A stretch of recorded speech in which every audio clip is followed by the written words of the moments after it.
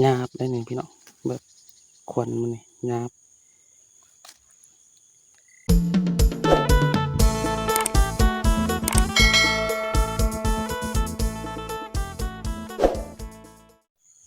สบายดีพี่น้องเนาะมือกูคน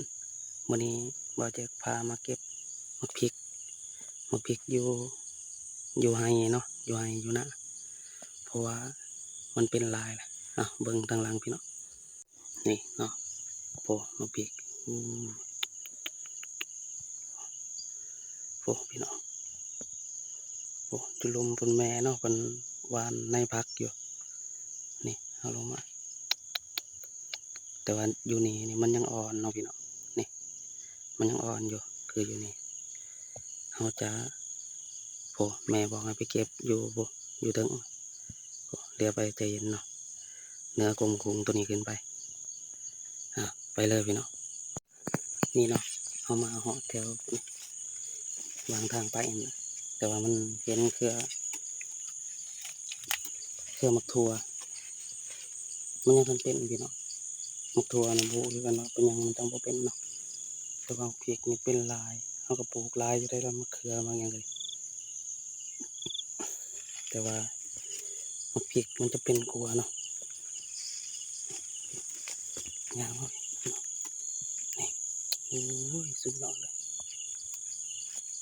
ในการเก็บเราต้องเก็บแต่มาแก่ๆด้วยเนาะแบบแก่เติบนะวันลงเลยถ้าผมมีเลยจึงเอาแบบ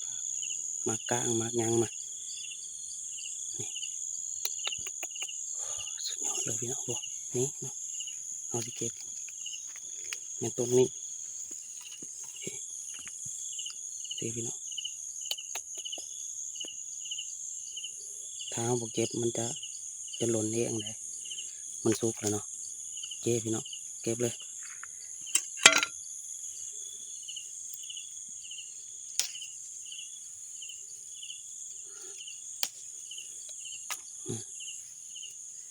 มันจะเก็บไป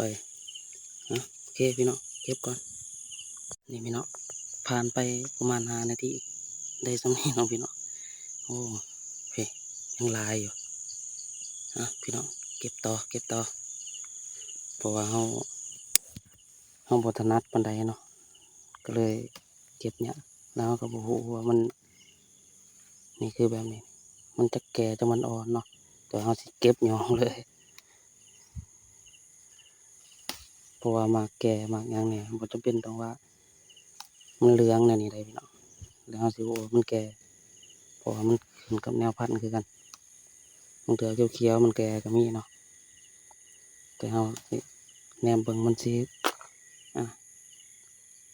เป็นตาหนึ่งแล้วก็ยองเลยนี่เนาะพี่น้องเก็บก่อน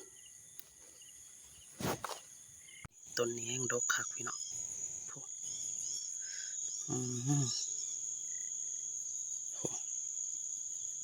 ดกคักเลยแต่ว่าเขาจะคือเขาว่าเอาแหละเขาจะเก็บขัดเอาเนาะขัดเอาตัวมันสีแก่ๆเนี่ยเอาเก็บไปเรื่อยๆพี่น้องสิประมาณเพิ่งเติบพุ่นแหละจังสีพ่อเนาะหยาบได้นี่พี่น้องแบบควันมันนี่หยาบสังถ้าว่ามันบวงหรือมันจะบุรุนเนาะใช่ให้มันหล่นเองแบบลมมายังบ่บ่คอยหล่นแต่ว่ามันห่วงเองมันแมนมันถึงแบบมันสุกเต็มทีแล้วเอามาเก็บมันจะหล่น